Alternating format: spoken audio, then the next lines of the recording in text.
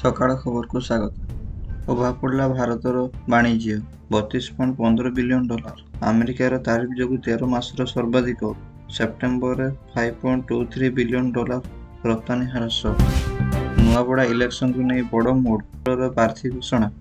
ବିଜେପିରୁ ଜୟ ଢୋଲକିଆ, ବିଜେଡିରୁ ସ୍ନେହାଙ୍ଗିନୀ ପ୍ରାର୍ଥୀ ଏବଂ କଂଗ୍ରେସରୁ ଘାସିରାମ ମାଝୀ। ହେଲେ ପାସପୋର୍ଟ ରିପୋର୍ଟ ଆସିଲା। ସବୁଠୁ ଶକ୍ତିଶାଳୀ ଭାବେ ସିଙ୍ଗାପୁର ପାସପୋର୍ଟ ଏବଂ ଟପ୍ 10 ପାସପୋର୍ଟ ତାଲିକାରୁ ବାହାର କଲା ଆମେରିକା। ଇଣ୍ଡିଆର ସ୍ଥାନ 85ତମ। ପାକ୍ ଆଫଗାନ ପୁଣି ମୁହାଁମୁହିଁ, ସଂଘର୍ଷ ପରେ ଅସ୍ତ୍ରବିରତି। ଆସାମ ଜେଲ୍ ବାହାରେ ହିଂସା, ଗିରଫ ଅଭିଯୁକ୍ତଙ୍କୁ ପ୍ରଶଂସକଙ୍କ ଆକ୍ରମଣ। 1638ଟି କ୍ରେଡିଟ୍ କାର୍ଡ ରଖି ବିଶ୍ୱ ରେକର୍ଡ କଲେ ମନୀଷ ଧାମଜେକା। ଏହି କ୍ରେଡିଟ୍ କାର୍ଡ ଅନଲାଇନର ବିଭିନ୍ନ ସପିଂ ଏବଂ ଅଫଲାଇନରେ ବିଲିଂ ପାଇଁ ବ୍ୟବହାର କରୁଥିଲେ। କେନ୍ଦୁଝର କେନ୍ଦ୍ରୀୟ ସମବାୟ ବ୍ୟାଙ୍କ ପରିଚାଳନା ସମିତିର ସଭାପତି ସବୁ ସଦସ୍ୟ ନିଲମ୍ବିତ। ମନ୍ଦିରରୁ ଝୁଲନ୍ତା ଅବସ୍ଥାରେ ମିଳିଲା 2 ମୃତଦେହ। କିନ୍ନର ପୂଜକ ମିସ୍ତ୍ରୀ ଆତ୍ମହତ୍ୟା କରିଥିବା ଅଭିଯୋଗ। ଉଭୟଙ୍କ ମଧ୍ୟରେ ପ୍ରେମ ସମ୍ପର୍କ ଥିବା ପ୍ରାଥମିକ ତଦନ୍ତ ପରେ ପୋଲିସ ଜୟପୁର। 18ରୁ ଖୋଲିବ ସିମେଣ୍ଟପାଳ। ଜଳିଗଲା 4 ମହଲା ଷ୍ଟେସନାରୀ ମଲ୍।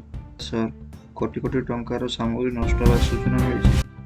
ଜାନୁଆରୀରୁ ରାସନ ଚାଉଳ ବନ୍ଦ ହେବା ଆଶଙ୍କା। 82,706 ହିତାଧିକାରୀ କରିନାହାନ୍ତି KYC।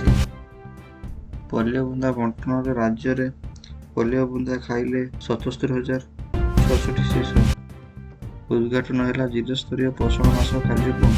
ଜୟପୁରରେ ଛାତ୍ରୀଙ୍କ ମୃତ୍ୟୁ ନେଇ ପଶ୍ଚିମବଙ୍ଗ ରାଜ୍ୟପାଳଙ୍କୁ ଭେଟିଲେ ବାଲେଶ୍ୱର ଏସ୍ପି। ସୁଧୁରୁନି ଟ୍ରାଫିକ୍ ପରିମଳ ବ୍ୟବସ୍ଥା। କେନ୍ଦୁଝର ସହ ଚମ୍ପୁଆରେ ରମାଚମ ଘଟଣା, ଶ୍ୱଶୁର ଘର ଜାଳିଦେଲେ ଚୋର। ସୁନା ଦରର ବହୁତ ପରିବର୍ତ୍ତନ, 10 ମାସରେ 50%ରୁ ଅଧିକ ରିଟର୍ଣ୍ଣ ଦେଇଛି ସୁନା। Asia table tennis team championship ଉଦ୍ଘାଟିତ। ମହିଳା ପୁରୁଷରେ ଚାଇନା ଚାମ୍ପିୟନ।